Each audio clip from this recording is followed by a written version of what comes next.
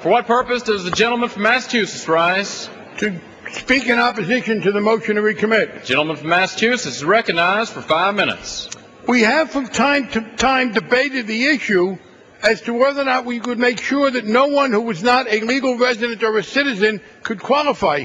But that's not what we're debating today. Let me read from page 2.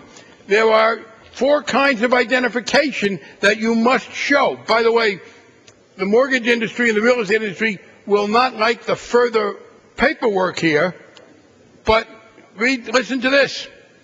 Lines 14 and 15. You must show a passport issued by the United States or a foreign government. Now, what makes anyone think that people who are in the United States with a foreign passport are here legally? They have foreign passports from other countries. I think the problem is some on the other side have taken the word alien too literally. That is, they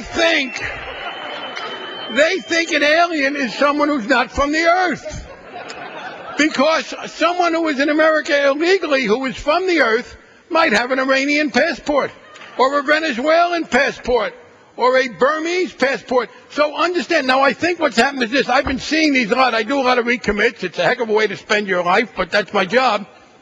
This foreign government passport is new. I think what happened was this. I think the real estate industry, this is literally my speculation, the real estate industry said to the Republicans, hey, wait a minute, we make a lot of money selling houses to foreigners. Don't cut out the foreigners, but you forgot to say legal foreigners. This is what this bill says. So you have Americans, you may have some Americans who don't have all this ID, who don't have a passport, who don't live in a real ID state, who they may not have this. They may have a driver's license that they can use. It's not a real ID state. An American in a real ID state who doesn't have a passport can't make it. But an Iranian with an Iranian passport, welcome to my home. Here's your mortgage. Now, I understand the impulse to prevent illegal aliens from getting predatory mortgages. That's a very kind thing that the Republicans want to do for them. But they don't do it competently. Read the bill. It says if you have a foreign passport, you qualify.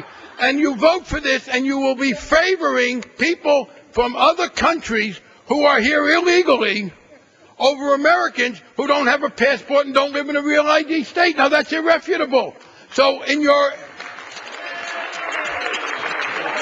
desire to further the profitability of the real estate industry, a lot of my friends, I have nothing against their profitability, but why would we want to vote for a recommit that elevates a foreigner who has no legal right to be in the United States and say they can qualify under this recommit, but an American who does not have a passport and doesn't live in a real ID state, has a driver's license, and therefore didn't think they needed something, they wouldn't qualify.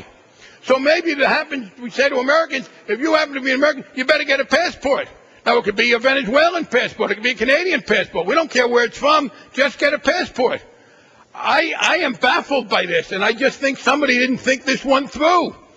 The point is that this recommit says nothing about restricting the mortgage process to people who are here only legally.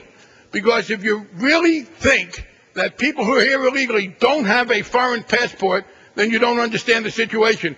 So I say let's reject this effort to elevate foreign passports from people who may be here illegally over Americans who happen to not live in a real ID state, and reject this recommit.